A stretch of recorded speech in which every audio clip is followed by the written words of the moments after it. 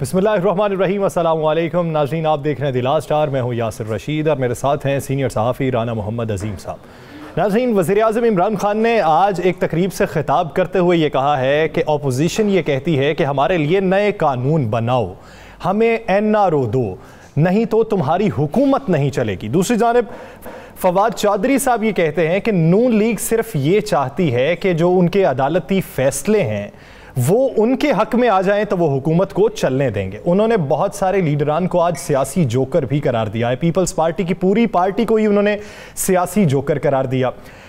Pakistan peoples party के chairman Bilawal Bhutto Zardari ये कहते हैं कि आने वाले इंतखाबात के बाद पंजाब में और वफाक में हुकूमत हमारी होगी। इसके साथ साथ उनका ये भी कहना था कि जो हुकूमत के इस्तीफ़े मांगते थे PDM की वो जमातें अब हमसे इस्तीफ़े मांगती हैं, तो हम किसी का इंतज़ार नहीं करेंगे, हम अब इमरान को भगाएंगे, ललकारेंगे और ख़ुद मैदान में आएंगे।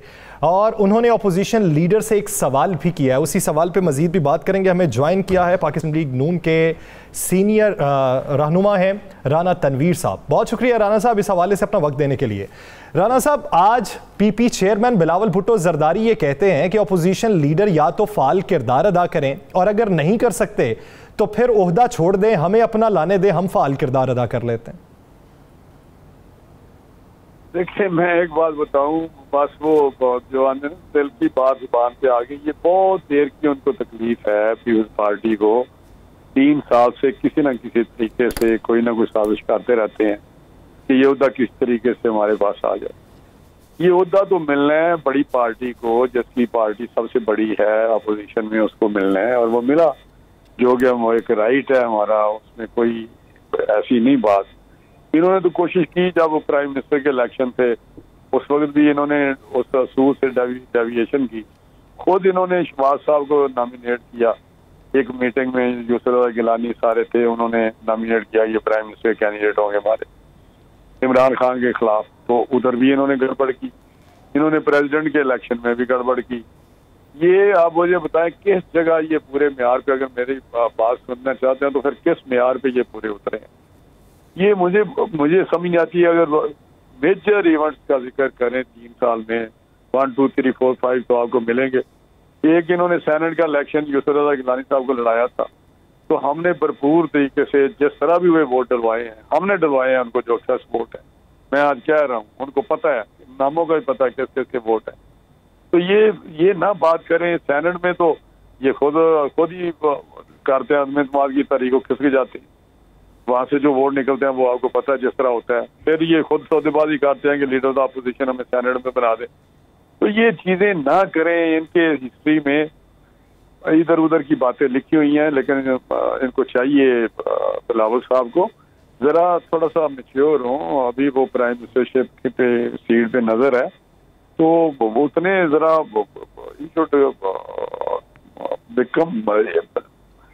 कम लाइक, मतलब इस तरह तो नहीं होता कि आप इस तरह की बातें करें कि जी छोड़ दें उदा। क्यों किस तरह उदा छोड़ें? आप क्या उधर कर रहे हैं, तीर मार रहे हैं जो हम नहीं मार रहे। हम आगे प्रोटेस्ट कर रहे होते हैं, ये पीछे खड़े होते हैं। ये तो उस तरह के प्रोटेस्ट आप देख लें सारी वीडियोस। तो ये चीजें मेरा हाल है, पीपल्स पार्टी को बड़ी होशमंदी से आगे बढ़ना चाहिए। अभी उसका स्टार्ट है बिलावल साहब का। ठीक है कि उनकी पार्टी बड़ी पार्टी है, उनका भी एक बेस है, बहुत स्ट्रॉन्ग बेस है, बड़ी हिस्ट्री है, लेकिन आप भी समझते हैं तो शहबाज साहब वैसे ताने ना दें जितनी अकाउंटेबिलिटी। राना साहब, आपके बड़े करीबी तल्लुकात भी हैं ज़ाती हैसियत से, और आपके बड़े करीबी उनसे मोहब्बत भी हैं चौधरी निसार साहब। चौधरी निसार साहब ने बड़ी तारीफ़ की, आप पीपल्स पार्टी की तारीफ़ नहीं कर रहे, उन पर तनकीद कर रहे हैं, और चौधरी निसार की तरफ से पीपल्स पार्टी की तारीफ़ करना, तो इसको आप क्या समझते हैं? देखिए, मैं चौधरी साहब मेरे दोस्त थे, मैं तो अभी समझता हूँ एक अच्छे आदमी है, लेकिन जहाँ तक सियासी मामला है वो हमारी सोच में फ़र्क है। बिल्कुल मैं मुस्लिम लीग उनके प्लेटफॉर्म से साथ कर रहा हूँ। उनका छड़ जाना मैं समझता हूँ कि गलत किया उन्होंने फैसला, और मेरा उनके साथ कोई रास्ता नहीं है। लेकिन ये जो बात पीपल्स पार्टी वाली बात आप कर रहे हैं, ये पहले तो वो इनके सख्त खिलाफ होते थे, मैं आपको बता रहा हूँ। ख्वाजा आसफ साहब उनकी बहुत सपोर्ट करते थे। तो अभी ये ख्वाजा आसफ साहब खिलाफ हो गए। अब वो बहुत वो कहते मैं दंगा हुआ हूँ उनसे। तो ये चौधरी साहब कर रहे हैं, मुझे नहीं समझ, मैंने आपसे सुना है, मैंने तो नहीं देखा ये इंटरव्यू, नहीं सुने। उनसे सवाल किया गया था कि 3 बड़ी पार्टीज हैं, पीटीआई, पाकिस्तान पीपल्स पार्टी और पीएमएलएन, तो आप क्या समझते हैं कि मौजूदा हालात के तनाजुर में बेहतरीन सियासत कौन कर रहा है? तो उन्होंने कहा कि मैं अपनी पार्टी से हटके बतौर एक सियासी वर्कर जवाब दूंगा कि वो पाकिस्तान पीपल्स पार्टी है जो मौजूदा हालात के तनाजुर में बेहतरीन काम कर रही। ये आप तारीफ समझ लें या उनकी वो एक्सपीडियंसीज के साथ जो कर रही है पीपल्स पार्टी, पॉलिटिकल एक्सपीडियंसीज या कंप्रोमाइजिंग डिसीजन ले रही है कोई इस किस्म के, अगर आपको लग ही रहा है जिस तरह वो हेडिंग टुवर्ड्स कंप्रोमाइज या समथिंग कोई इस किस्म का उनका है, इसीलिए उन्होंने रिजाइन से या वो हमारे धरने से या लॉन्ग मार्च से खिसके थे। तो ये मैं समझता हूँ ये चीजें सबको पता है, आपको ज्यादा पता है कि हो क्या रहा है पॉलिटिक्स में। तो चौधरी साहब अगर ये समझते हैं कि ये बेहतर सियासत है कि तो मैं समझता हूँ। चलिए राणा साहब, चौधरी साहब की बात ही काट लेते हैं। चौधरी साहब, वाकई कोई शक नहीं कि आपका बड़ा गहरा तल्लक था है और सियासी राब्ते ख़त्म हो जाते हैं, तल्लक ख़त्म नहीं होते। आप क्या समझते हैं, चौधरी निसार साहब ने पार्टी छोड़ी, उन्हें पार्टी छोड़ने के लिए मजबूर किया गया? क्योंकि बहुत सी चीज़ों का मुझे भी इल्म है, आपका भी इल्म है, आप क्या समझते हैं, उन्हें मजबूर किया गया या वो खुद छोड़ के गए? देखिए मुझे नहीं समझ है पूरी के किस तरह ना कभी इस चीज से जब पहले बहुत पुरानी जब बात करते थे तो इस पे कभी बात नहीं हुई कि आपने क्यों छोड़ी या क्या वजह बनी है, लेकिन ये जरूर कहा था कि आपकी पेरेंट पार्टी है और आपने उसमें इतना अर्सा गुजारा है, 36 साल जो गुजारे हैं, तो आप उनमें हैं जिन्होंने पार्टी को मजबूत किया, आगे लेके चले, तो आपको अपने प्लेटफॉर्म से नहीं हटना चाहिए। और उन जैसे बंदों की जरूरत भी थी पार्टी को।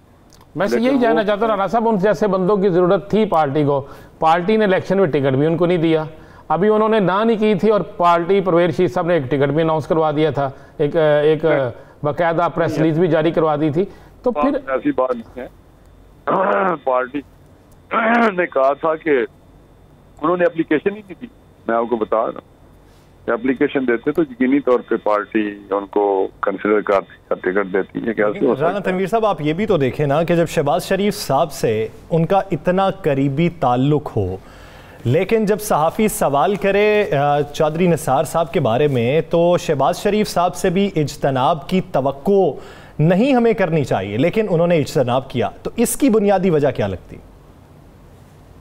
नहीं, इसलिए कि मैं भी समझता हूँ कि आप मुझे पूछ रहे हैं, लेकिन मुझे भी इतना तो नहीं पता चीज़ों का, लेकिन मैं समझता हूँ कि चौधरी साहब को जो फैसले हैं सियासी, उनके अपने फैसले हैं, वो पुराने सियासतदान हैं बड़े। चलिए राणा साहब आगे निकल जाते हैं, आप बताना नहीं चाहते हम पूछना चाहते हैं, चलिए इससे आगे निकल जाते हैं। शहबाज शरीफ साहब ने मलिक मोहम्मद अहमद खान को अपना तर्जमान मुकर्रर कर दिया। शहबाज शरीफ का मतलब है अपोजिशन लीडर, शहबाज शरीफ साहब का मतलब है मुस्लिम लीग नून के सदर। मरियम औरंगज़ेब भी थी और भी बहुत से लोग थे। क्या शहबाज शरीफ साहब नहीं समझते थे कि वो जो बात कर रही हैं, वो जो बयानिया पेश कर रही हैं, वो इनका बयानिया है? नया तर्जमान मुकर्रर करना, वो मुस्लिम लीग नून के सदर भी हैं, आप इसको किस तरीके से देखते हैं? देखिए, आप हमेशा कैसे सवाल करते हैं जो बड़े, फिर मैं आपको बताऊं, मरियम औरंगज़ेब जो है ना, हमें आपसे सही जवाब की तवक्को होती है इसलिए करते हैं।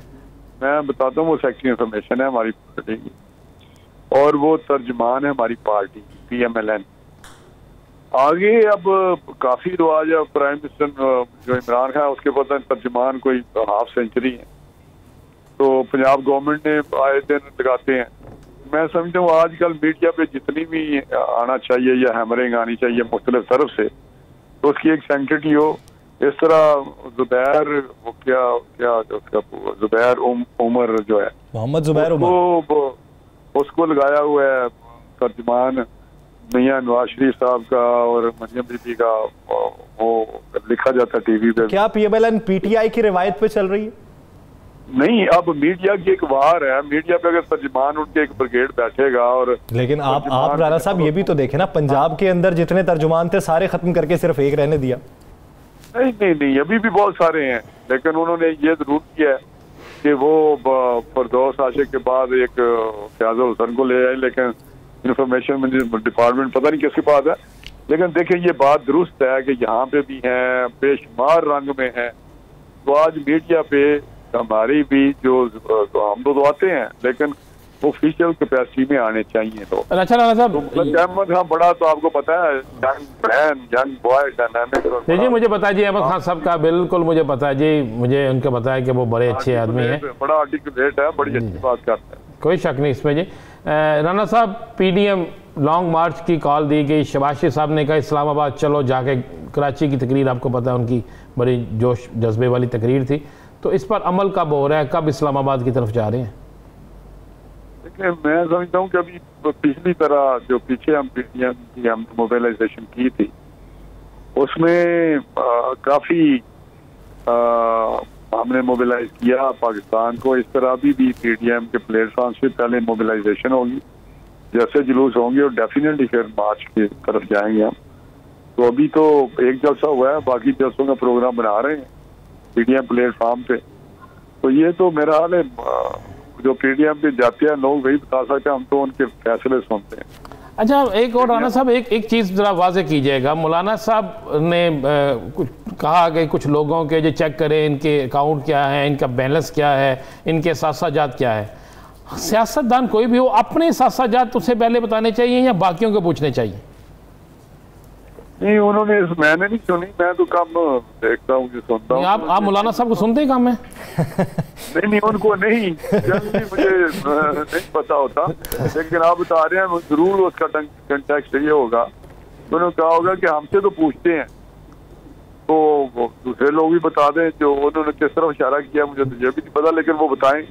हमसे तो वो पूछ रहे हैं सबसे, अकाउंट, हमारे अकाउंट तो इलेक्शन कमीशन में भी जाते हैं, हमारे अकाउंट जो हैं वो FBR में होते हैं, हमारे अकाउंट तो हर जगह तलाशियां ली जा रही हैं, टेक आउट किया जा रहा है, इंक्वायरी की जा रही है। वो 45 लाख का ठेका हो तो शहबाज शरीफ को नोटिस आ जाता है कि 45 लाख का ठेका। तो अब मैं, राणा साहब ने ठीक किसी तरफ इशारा किया होगा, मुझे नहीं पता किस तरफ उन्होंने। राणा तनवीर साहब, आप ये देखें कि पहले हम सवाल करते थे तो कहा जाता था कि जर्नलिस्ट क्या साबित करना चाहते हैं, पाकिस्तान मुस्लिम लीग नून में फूट कोई नहीं है। लेकिन चेयरमैन PPA कहते हैं कि शहबाज शरीफ साहब एक दिन बात करते हैं, अगले दिन पीछे से आवाज़ आ जाती है कि ये उनकी ज़ाती राय है। अब एक पार्टी के सदर हैं, वो अगर कोई बयान दे रहे हैं तो वो पार्टी का बयान होगा कि उनकी ज़ाती राय होगी? देखिए, कुछ बयानात ऐसे होते हैं जो पार्टी के होते हैं, कुछ मसले इंतजामी है, पार्टी का मसला या दूसरे मामला सियासी भी हैं। लेकिन उन्होंने एक प्रपोज किया, जिस तरह एक दफ़ा उन्होंने शुरू में जब असेंबली का स्टार्ट था, इनॉग्रेशन हुई या उस वक्त स्पीचेस हुई, तो उन्होंने एक प्रपोज किया कि हमें चार्टर ऑफ इकोनॉमी बनाना चाहिए। नहीं, उन्होंने सुनी का बात। राणा साहब, वो पार्टी के इजलास में प्रपोज किया जाएगा। जब आप मीडिया से गुफ्तगू करते हुए कोई बयान दे रहे हैं तो फिर वो राय तो तस्लीम नहीं ना की जाएगी, फिर तो वो पार्टी का बयानिया तस्लीम किया जाएगा। ये नहीं, वो अगर कोई बयान देते हैं तो मेरा बाद में पार्टी में भी ये चीजें डिस्कस होनी चाहिए। लेकिन अगर वो बयान देते हैं सदर, जो मेरा तो ये इस पे बड़ा बिलीफ है कि फिर हम लोगों को सिर्फ पार्टी मीटिंग में या उनसे लाजमी बात कर सकते हैं कि ये जो आपने प्रपोजल दी है इसको पार्टी में डिस्कस कर दें, क्या वो फिजिबल है, क्या वो प्रैक्टिकली या पॉलिटिकली बेहतर है या नहीं है। राणा साहब, मुस्लिम लीग नून और पीपल्स पार्टी के अंदर दूरियां काफ़ी बढ़ गई। आज बिलावल भुट्टो के बयानात, इससे पहले बयानात, खुल के तनकीद शुरू हो गई। तो क्या आप कौमी असम्बली के अंदर, पार्लियामेंट के अंदर, जब वहाँ पर कोई मुश्तरका आपकी जद्दोजहद शुरू हो सकेगी, या वहाँ पर भी आप अलग-अलग अपनी अपनी जो बात है वो करेंगे? नहीं, अभी तक तो हम उधर पार्लियामेंट के हद तक तो बिल्कुल हम इकट्ठे हैं और वहाँ जॉइंट अपोजिशन के तौर पे काम कर रहे हैं राणा साहब। लेकिन हमारी कोशिश है, मेरी सोच यह है कि हमें उनको कैरी करना चाहिए। जो मैं पहले भी कहता था कि जब वो रिजाइनेशन वाली बात हुई तो मैंने कहा कि अभी से इनको लॉन्ग मार्च में इन्वॉल्व करें, लॉन्ग मार्च और ले जाएं धरने तक हम इनको, उसके बाद वहां जाके उनसे बात करें। कम से कम लॉन्ग मार्च तो हम करते थे उनके साथ, यकीनी तौर पे उसमें फोर्स होती, लेकिन अब भी मैं कहता हूँ हमें उनको कैरी करना चाहिए। उनको अगर वो क्लेम करते हैं, पता चल जाएगा कि वो क्लेम करते हैं कि जी हम भी इस गवर्नमेंट को निकालना चाहते हैं, सही, मैं समझता हूँ फिर एजेंडा तो हमारा एक ही है, तो उस पर हमें मिलकर काम करना, एजेंडा एक ही है, फिर उस पर मिल के काम करना चाहिए और हिकमत अमली तरतीब दे के बेहतरी का रास्ता निकालना चाहिए। बहुत शुक्रिया रणवीर साहब इस हवाले से अपना वक्त देने के लिए। राना साहब आपकी तरफ आता हूँ। चौधरी निसार साहब के हवाले से जो बहुत रूमर्स गर्दिश कर रहे हैं, उनके एक इंटरव्यू को लेकर के उन्होंने पाकिस्तान पीपल्स पार्टी की सियासत को सराहा है, तो क्या पाकिस्तान पीपल्स पार्टी की तरफ वो जाना चाहते हैं या सिर्फ ये एक सियासी बयान है और सियासी तज्जिया? लेकिन ऐसा सबसे पहले तो आज बड़ा एक ऐसा दिन है जिसमें हम सब जो है ताजदार ख़त्म नबूवत के हवाले से बात करते हैं, और आज का दिन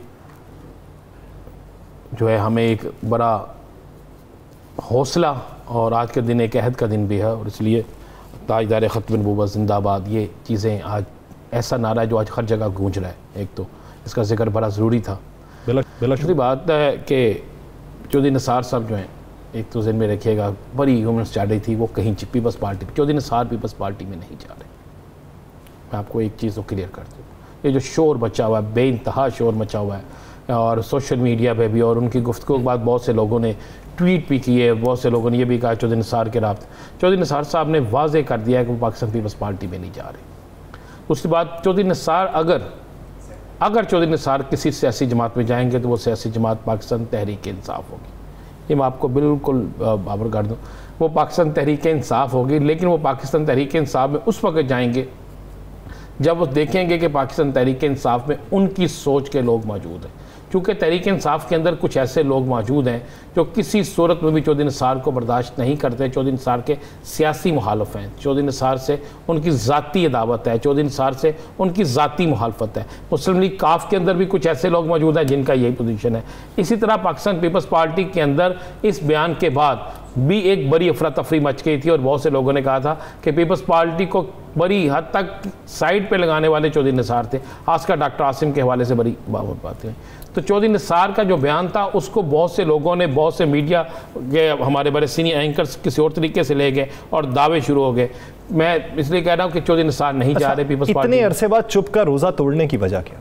वो तोड़ते रहेंगे। देखें, चौधरी निसार जब भी अपने हल्के में या किसी जगह जाते हैं, जब भी वो मीडिया से बात करते हैं, तो वो कोई ना कोई एक खबर दे जाते हैं। चौधरी निसार एक खबर तो है ना, चुप का रोज़ा ना उन्होंने रखा था, ना चुप का रोज़ा उन्होंने तोड़ा है, वो सिलसिला जारी है। क्योंकि अब आखिरी 2 साल जो होते हैं वो इलेक्शन कैंपेन के होते हैं, और चौधरी निसार साहब जो हैं, मैं आपको बड़ी बात एक क्लियर चीज़ कर दूँ, चौधरी निसार साहब जिस दिन भी शमूलियत का ऐलान करेंगे जिस सियासी जमात में, पीपल्स पार्टी में नहीं जा रहे, वो मैं फिर आपको कह रहा हूँ, जिस सियासी जमात में शमूलियत का ऐलान करेंगे तो उस वक्त मुस्लिम लीग नून के अंदर से एक बहुत बड़ा हल्का जो है उनके साथ जाएगा। ये मैं आपको बिल्कुल मुस्सद का इतला दे दूँ। और मैं आपको ये भी इतला दे दूँ, बहुत से लोग जो कहते हैं कि अभी हमारा उनसे ज़ाती तल्लक है, सियासी राब्ता नहीं है, उनसे सियासी राब्ते भी हैं, ज़ाती तल्लक भी है, और बहुत से लोग उनके साथ जाएंगे। एक बहुत बड़ा दरा है जो उनके साथ जाने के लिए तैयार है। और चौधरी निसार जो सियासी धमाका है वो अभी नहीं करेंगे। चौधरी निसार सियासी धमाका कम से कम जाके अगले साल के आखिर पे जाके सियासी धमाका करेंगे, और उसके लिए उन्हें पता उन्होंने कहाँ जाना है। मुस्लिम लीग नून जो है वहाँ पे उनकी वापसी नहीं है, क्योंकि मुस्लिम लीग नून में उस वक्त तक वापसी नहीं है जब तक मरियम और नवाज शरीफ, परवेज़ रशीद और चंद और लोग जो हैं, जिनमें शाहिदा खान अब्बासी भी शामिल। मुस्लिम लीग नून में तब तक वापसी नहीं है जब तक उनकी सोच के मुताबिक लोग वहाँ पे मौजूद नहीं होते जो सोच के बरक्स इस वक्त मौजूद हैं, और पीटीआई में वो तब जाएंगे जब उनकी सोच के मुताबिक लोग वहाँ पर मौजूद होंगे। अगर इश्यूज़ पे बात करेंगे एक शॉर्ट ब्रेक के बाद। Stay with us.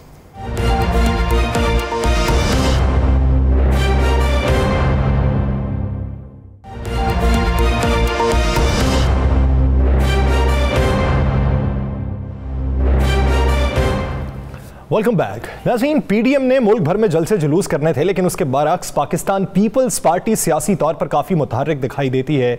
पंजाब में भी डेरे लगा लिए गए हैं, और आने वाले इंतखाबात में अपनी यकीन के हवाले से लोगों को ये पैगाम दिया जा रहा है कि हम ही जीत को यकीनी बनाएंगे, हम ही वो हैं जो आपका आखिरी हल हैं, और हम ही वो पार्टी हैं जो आवाम के मसाइल को समझते हैं और उससे निकालने का इदराक भी रखते हैं। इसी बारे में बात करने के लिए हमें ज्वाइन किया है साबिक सेनेट और पाकिस्तान पीपल्स पार्टी के सीनियर रहनुमा नैयर बुखारी साहब ने। बुखारी साहब, बहुत शुक्रिया आपके वक्त का। बुखारी साहब, बिलावल भुट्टो साहब कहते हैं कि अपोजिशन के तैयार होते ही हम तहरीक अदम एतमाद ले आएंगे। अपोजिशन तो तैयार नहीं है, फिर ये बार बार पैगामात क्यों दिए जा रहे हैं तहरीक अदम एतमाद के हवाले से? हम अपोजिशन को यो कन्वे करना चाहते हैं कि जब हमने पीडीएम की बुनियाद रखी थी तो बुनियादी तौर पर जो डॉक्टर साइन किया था, हमने कहा था कि जो ऑप्शन हम एक्सरसाइज करेंगे उसमें अदम एतमाद भी एक ऑप्शन के तौर पर एक्सरसाइज करेंगे और रेजिग्नेशन से पहले वो ऑप्शन हमने एक्सरसाइज करना। तो बुखारी साहब, आने वाले दिनों में अगर बिलावल भुट्टो जरदारी साहब ये अपोजिशन लीडर को ये कहते हैं कि आप अगर किरदार अदा नहीं कर सकते तो हमें अपना लाने दें, तो आपकी जहन में ख्याल क्या चल रहा है? अपना कौन सा नॉमिनेट करेंगे? बात यह थी कि रूल्स ये है कि लीडर ऑफ अपोजिशन वो होता है जिसके पास मेजोरिटी की अपोजिशन की स्ट्रेंथ होती है, वो लीडर ऑफ अपोजिशन होता है। ये रूल सेनेट में भी हो, नेशनल असेंबली में।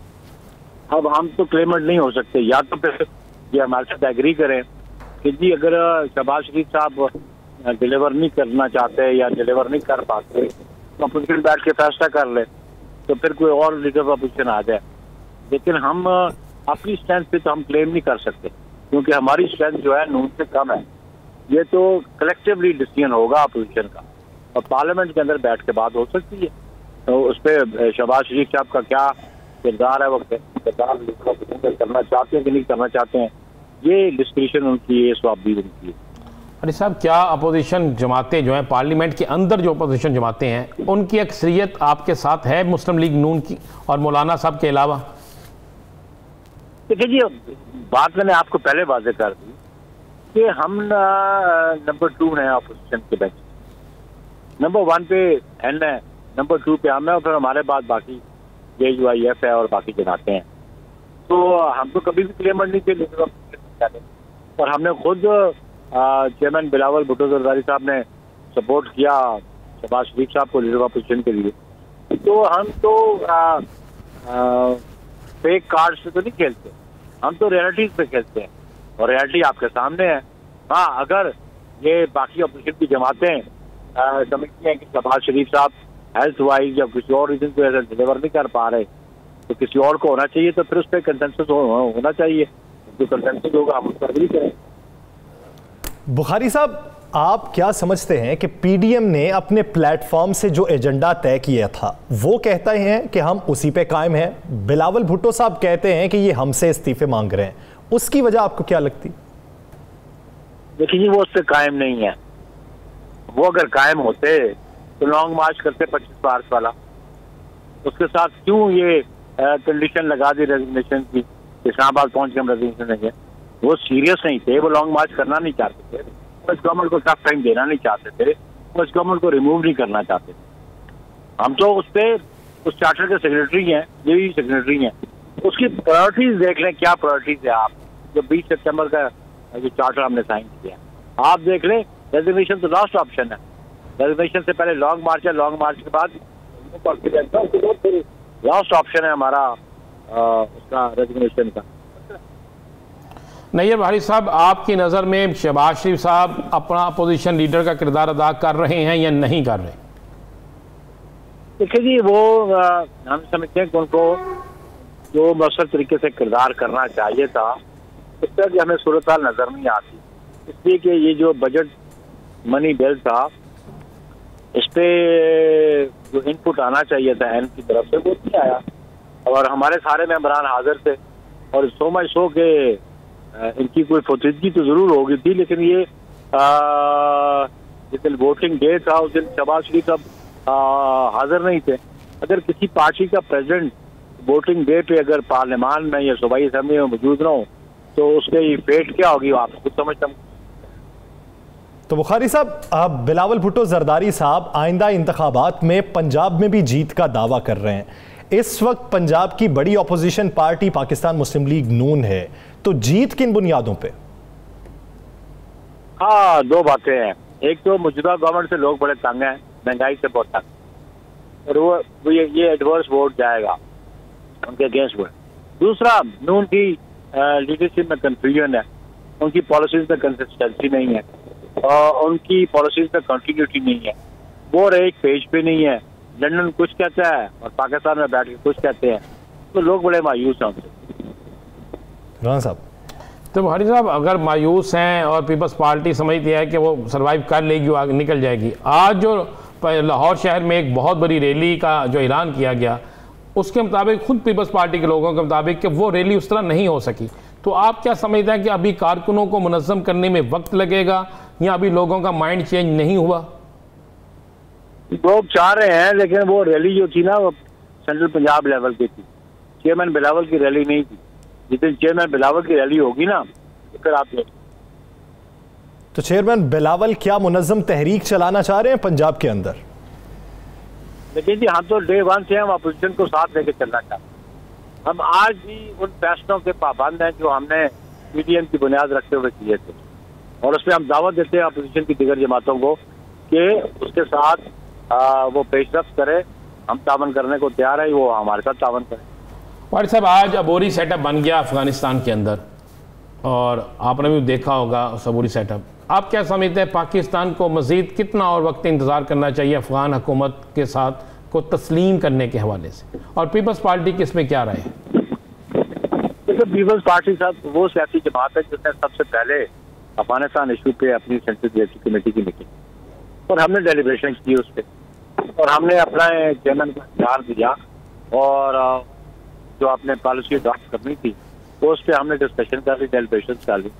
बाकी इसकी जो गवर्नमेंट को रिकग्नाइज करने की बात है, मैं समझता हूँ कि ये भी इंडिविजुअल डिसीजन होने से बेहतर है कि कलेक्टिव डिसीजन हो, और रीजनल पावर्स जो है उनको भी ऑन बोर्ड ले और उनका भी पॉइंट ऑफ व्यू दे, और फिर फैसला करना चाहिए। खित्ते की ताकतों को ऑन बोर्ड लेना चाहिए, मुल्क के अंदर तमाम सियासी जमातों को ऑन बोर्ड लेकर अफगानिस्तान की सूरत हाल पर फैसला करना चाहिए। बहुत शुक्रिया नैयर साहब इस हवाले से अपना वक्त देने के लिए। नाज़रीन, दीगर इश्यूज़ पे बात करेंगे एक शॉर्ट ब्रेक के बाद। Stay with us.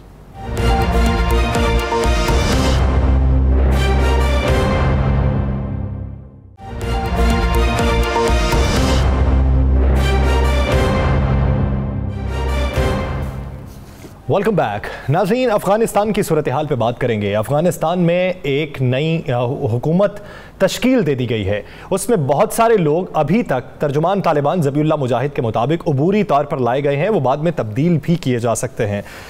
मुल्ला अब्दुल गनी बरादर नायब सरबराह हैं, मुल्ला हिबतुल्लाह अखुंदज़ादा सुप्रीम लीडर हैं, जबकि हसन अखुंद को सरबराह बनाया गया है। तो ये तमाम तर जो हुकूमत साजी की गई, ये आने वाले दिनों में पाकिस्तान के हवाले से और ख़ित्ते के हवाले से किस हद तक बेहतरीन होगी और हुकूमत का फ़रोग़ किस हद तक पुरअमन तरीके से आगे बढ़ सकेगा, इसी पर बात करने के लिए हमें ज्वाइन करें अफ़गान अमूर अब्दुल्ला गुल साहब हमारे साथ मौजूद हैं। अब्दुल्ला गुल साहब, बहुत शुक्रिया आपके वक्त का। राना साहब, सबसे पहले आपकी जानिब आऊँगा। इस वक्त जो सेटअप तश्कील दे दिया गया है, क्या समझते हैं जो नए नाम सामने आए, पोर्टफोलियो भी उनका माजी में काफ़ी रिनाउन है, वो माजी की हुकूमतों का भी हिस्सा रहे, बड़े बड़े नाम जो गुजरे माजी के उनके बेटे भी इस हुकूमत में शामिल कर लिए गए। आने वाले दिनों में क्या आपको ये लगता है कि रंगो नस्ल का ये इम्तजाज है, तमाम तफरीक से बाला हो के ये नई हुकूमत साजी की गई? नहीं, बिल्कुल की इसी तरह गई है, बड़ी तैयारी से की गई, लेकिन ये अबूरी हुकूमत है, अबूरी सेटअप है। अभी मज़ीद बहुत से नाम जो हैं इसमें शामिल किए जाएंगे, बहुत से लोग जो हैं उनको इसमें शामिल किया जाएगा। बड़ी मेरी इत्तला के मुताबिक सुप्रीम काउंसिल भी बनेगी, हिकमत यार जो है उनको भी उसमें लाया जाएगा, उनकी टीम के बाकी लोगों को भी लाया जाएगा, और बहुत से ऐसे लोग हैं जिनसे अभी इनके रवाबत जारी हैं। अभी चूँकि फौरी तौर पर एक अबूरी सेटअप लाना ज़रूरी था, उस अबूरी सेटअप के बाद बहुत सी मामला थे जिनको दुरुस्त करना था, इसलिए हम ये नहीं कह सकते कि यही हुकूमत जो है ये आने वाले दिनों में यही सिलसिला चलेगा, बल्कि आने वाले दिनों में इसमें मज़ीद लोग शामिल होंगे। आने वाले दिनों में बहुत से मेरे पास जो इतला है, बहुत से जो है वजारतें वो तब्दील भी हो सकती हैं, और ये बड़ा सिलसिला चलेगा। अब्दुल्ला गुल साहब से पूछते हैं, चूँकि वो इस चीज़ के माहिर हैं और बहुत इनकी गहरी नज़र है। अब्दुल्ला गुल साहब, आप क्या समझते हैं कि मौजूदा सेटअप जो बंद किया है, जो अबूरी सेटअप बना है, आप समझते थे यही होगा या इसमें मजीद तब्दीलियां होंगी? राना साहब, बहुत शुक्रिया। देखिए, पहली बात यह है कि जो बुनियादी सोच है कि मुल्ला उमर की जो सोच थी वो आज भी मौजूद है, और मुल्ला हिबतुल्लाह अखुंदज़ादा जो हैं वो सुप्रीम लीडर के तौर पर, जैसे ईरान का आपको मालूम है एक मॉडल है, और उसी तरीके से इनका भी मोर और लेस वहीं का निज़ाम है। लेकिन उसके अंदर जो थोड़ी बहुत तब्दीलियां थी वो वक्ती भी हैं और उसके अंदर मजीद लोगों की एडिशन भी है। ये बात दुरुस्त है कि 20 साल तक देखें ना, तागूती ताकत जो है वो वहाँ मौजूद रही और उसकी वजह से बहुत उखाड़ पिछाड़ हो गई और बहुत सारे लोग जो थे, बड़े अच्छे अच्छे लोग जो थे वो चले गए और तकरीबन हज़ारों की तादाद में 18,000 के करीब ब्रेन ड्रेन भी हुआ, जिसका तालिबान बोलते रहे कि जी आप ना लेके जाएं। तो इसमें एक तो यह है कि अभी आपने देखा कि जो आपको याद है आपके प्रोग्राम में कि जो कहते थे कि इंक्लूसिव गवर्नमेंट बनेगी, इसमें वो फिलहाल अभी आपको सामने नहीं नजर आई, लेकिन मुस्तकबिल में आपको बहुत सारे चेहरे नए नजर आएंगे। और मैं ये समझता हूँ कि ये आप पाकिस्तान को देख लें या किसी भी दूसरे मुल्क को देख लें, जब हुकूमत साजी होती है तो उसमें वक्त लग जाता है, लेकिन क्योंकि पूरी दुनिया की निगाहें जो है अफगानिस्तान के ऊपर मरकूज थी, इसलिए वो कहते थे कि भाई नई नई आपको मालूम है शकूक और शुबहात जो है वो दरमियान में डाले जा रहे थे। उस शकूक और शुबहात के लिए उनके ऊपर बहुत प्रेशर था।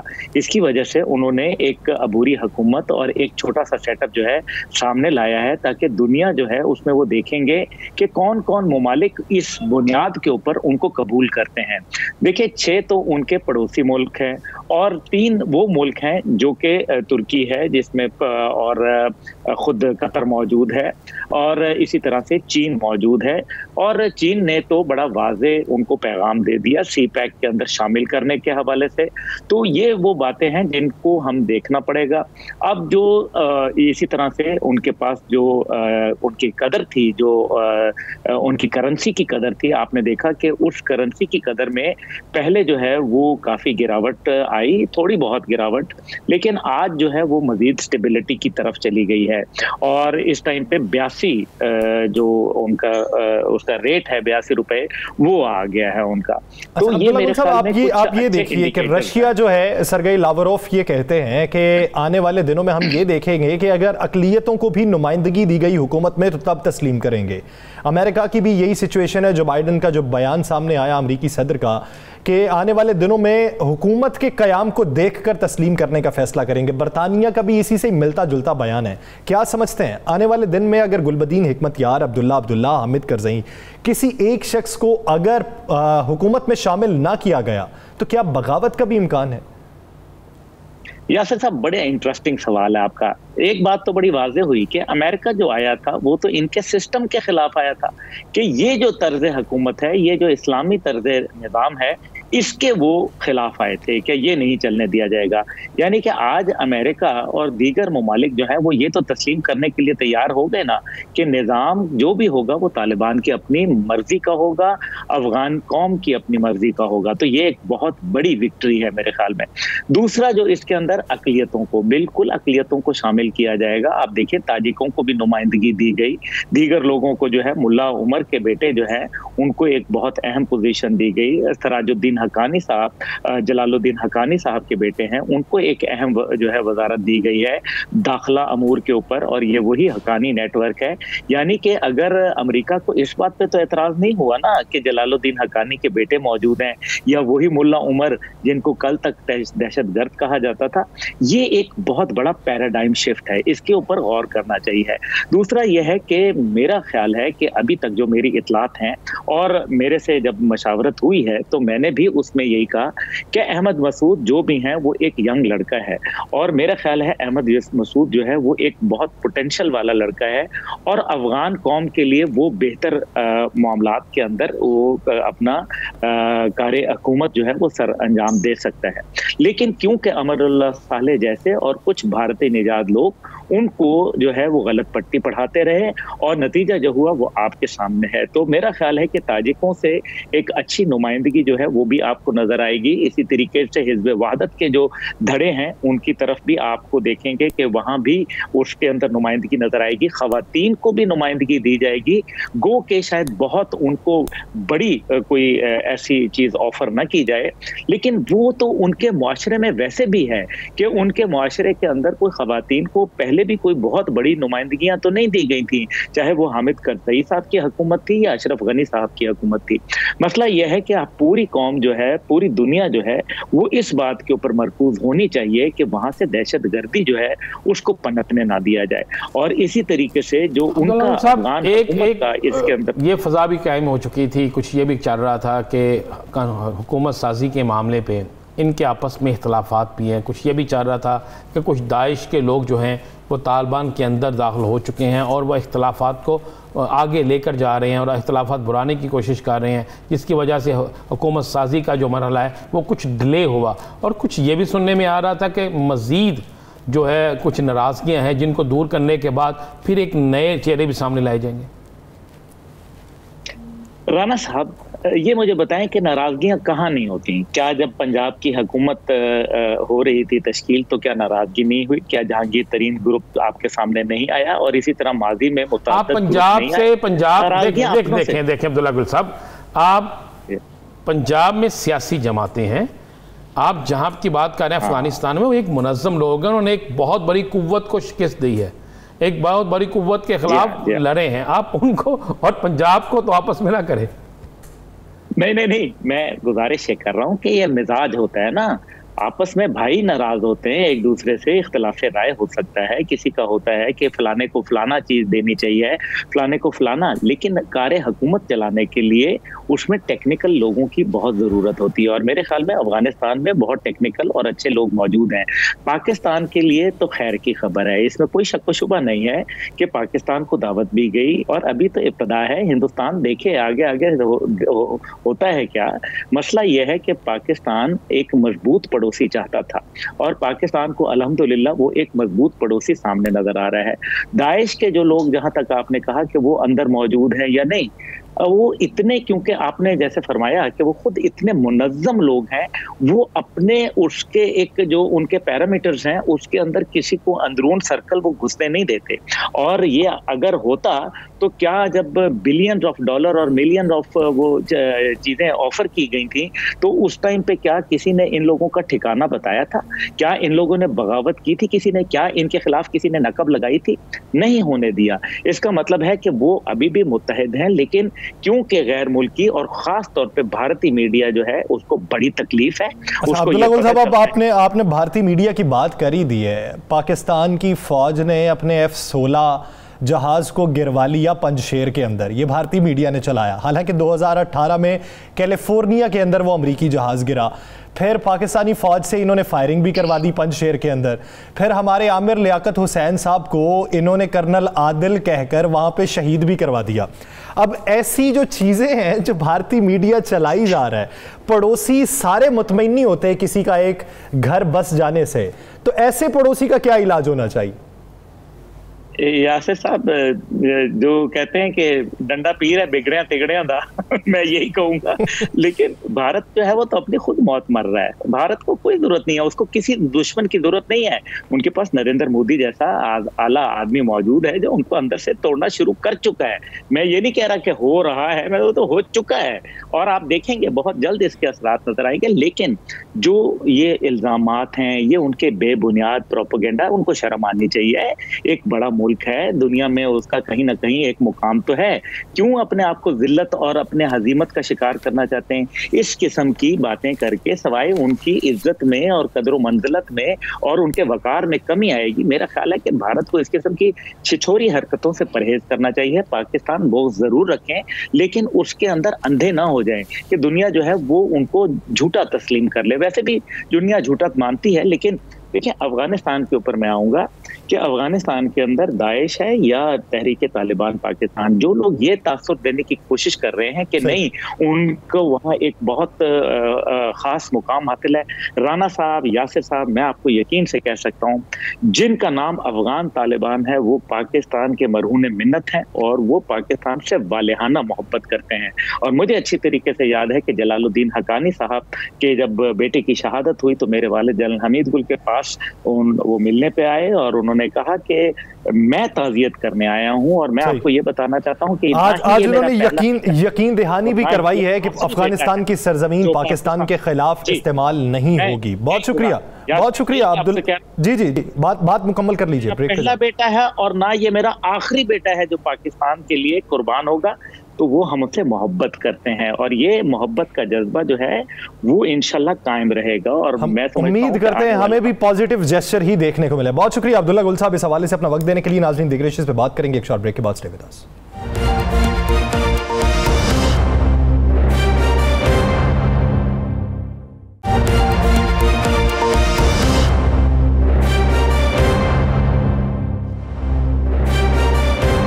Welcome back. नाज़रीन, हुकूमत के 3 साल मुकम्मल हो चुके हैं और पंजाब में तब्दीलियों की बहार आई हुई है।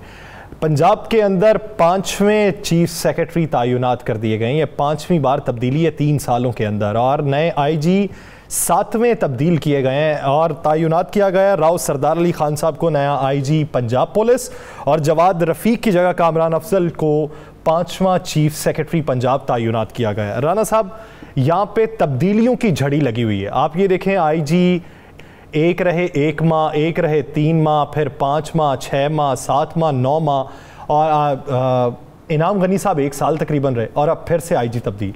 ये तब्दीली कब रुकेगी? देखिए यार सर, ये बड़ी बदकिस्मती है कि पंजाब जैसा सूबा जहाँ पे इन्हें बड़ी डिलीवर करना था, जिसकी बुनियाद पे इन्होंने सब कुछ लेना था, आज वहाँ पर ये हालात पैदा हो चुके हैं कि वहाँ पे बेइंतहा हर शख्स ये कह रहा है कि इनको यही नहीं पता लगता कि जिसको आईजी बनाना है उससे काम क्या लेना है, जिसको चीफ सेक्रेटरी बनाना है उससे काम क्या लेना है। जब उसको बना दिया जाता है उसके बाद पता चलता है जनाब ये इनके मेयार के मुताबिक नहीं है, फिर उसको तब्दील करने चले जाते हैं। ये कभी किसी आज तक माजी में ऐसा नहीं हुआ जैसा अब हो रहा है। अब मेरे पास इतलात ये है कि ये तो तबादले हो गए, फिर में लिखिएगा नए आईजी जो आए हैं, आईजी पंजाब राव सरदार साहब, ये किसी सूरत में भी किसी गलत काम पे कंप्रोमाइज़ नहीं करेंगे। ये तो ज़हन में रखें। इनाम गनी साहब भी तो इसी वजह वो भी ऐसे ही थे और इसीलिए चले गए और मुझे लग रहा है शायद ये भी कुछ अर्से बाद तब्दील हो जाए। चीफ सेक्रेटरी साहब के मुताल्लिक भी यही है। अब मज़ीद आगे तब जो है पंजाब के अंदर मज़ीद करने का ये काम करने जा रहे हैं। मामला ये है कि पंजाब में अब इन्होंने पंजाब को 2 तरीक़ों से हैंडल करना है। एक तो इन्होंने फैसला कर लिया है कि हर सूरत में हमने जनूबी पंजाब को कवर करना है और जनूबी पंजाब को कवर करना है, और दूसरा इन्होंने जनूबी पंजाब के साथ साथ पोटोहार जो है इसको साइड को भी कवर करना है। अब तहरीक इंसाफ को आइंदा आने वाले इलेक्शन में जो हिकमत अमली बना रहे हैं, उसी हिकमत अमली के तहत ये तब्दीलियाँ हुई हैं। अब तब्दीलियों के बाद फ्री हैंड भी दे दिया गया, भी आपको फ्री हैंड है, आगे आप देखें आपने क्या करना है क्या नहीं करना। मेरे पास जो इतलात हैं कि जनूबी पंजाब में 3 अहम तरीन वजारतें दी जा रही हैं। नदीम कुरैशी जो हैं, जो इस वक्त गालबन पार्लिमानी सेक्रेटरी भी हैं, नदीम कुरैशी जो है मुल्तान से एमपीए भी हैं, नदीम कुरैशी को मज़ीद अहम ज़िम्मेदारी दी जा रही है और उनको किसी अहम जगह ज़िम्मेदारी देकर जनूबी पंजाब का उनके सपुर्द किया जा रहा है, क्योंकि वज़ीर आला खुद जनूबी पंजाब से। उनके साथ साथ जो है अख्तर मलिक जो सूबाई वज़ीर हैं उनको भी मज़ीद इसमें किया जा रहा है। जबकि पोटोहार सर्कल जो है उसमें सरदार मंसूर सलीम खान को और सरदार सलीम अहमद खान जो हैं इनको वहाँ पर लाया जा रहा है कि ये वहाँ पर करें। ये दोनों जो है इनको वहाँ पर बल्दियात और इस टाइप का जो है सिलसिला दिया जाएगा, क्योंकि आपको पता है वज़ीर आज़म जो है वो बड़े इस मामले में टचिया है कि हर सूरत में पंजाब के अंदर बल्दियाती इंतखाबात जल्द से जल्द हों। वो चाहते हैं कि आइंदा आने वाले इंतखाबात से पहले बल्दियाती मार्का हम जीत लें। जब ये बल्दियाती मार्का जीत लेते हैं जनूबी पंजाब में भी, सेंट्रल पंजाब में भी और उसके बाद पोटोहार साइड से भी, तो इनको भी नज़र आता है कि आने वाले वक्तों में ये इनका आने वाला इलेक्शन बड़ा आसान हो जाएगा।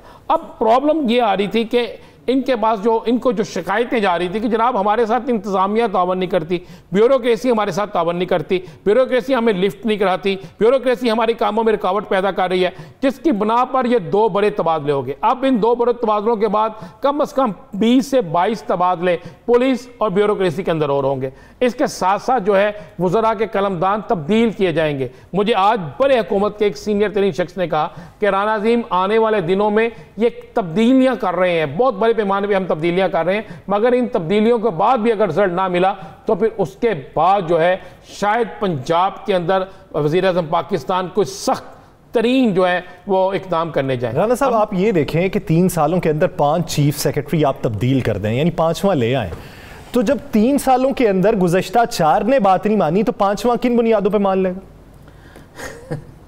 देखिए, मैंने पहले आपसे एक बात की है कि बड़ी क्लियर होती है, आपको पता होना चाहिए कि आप जिस अफसर को ला रहे हैं आपने उससे काम क्या लेना है, और जब आपको पता कि आपने उससे काम क्या लेना है तो फिर आपको ये भी इल्म होना चाहिए कि जो मैंने काम लेना है क्या ये अफसर ये काम कर सकता है, क्या ये ब्यूरोक्रेट ये काम कर सकता है, क्या ये पुलिस अफसर ये काम कर सकता है। अगर वो नहीं कर सकता तो फिर पहले ही उस शख्स को लेकर आए जो काम कर सकता है। जब ये बार बार आजमाइशें करते हैं, बार बार तब्दील करते हैं, तो मुझे पुलिस के लोगों ने कहा कि अभी तक हम परेशान बैठे हैं कि शायद सुबह हम भी तब्दील हो जाएं।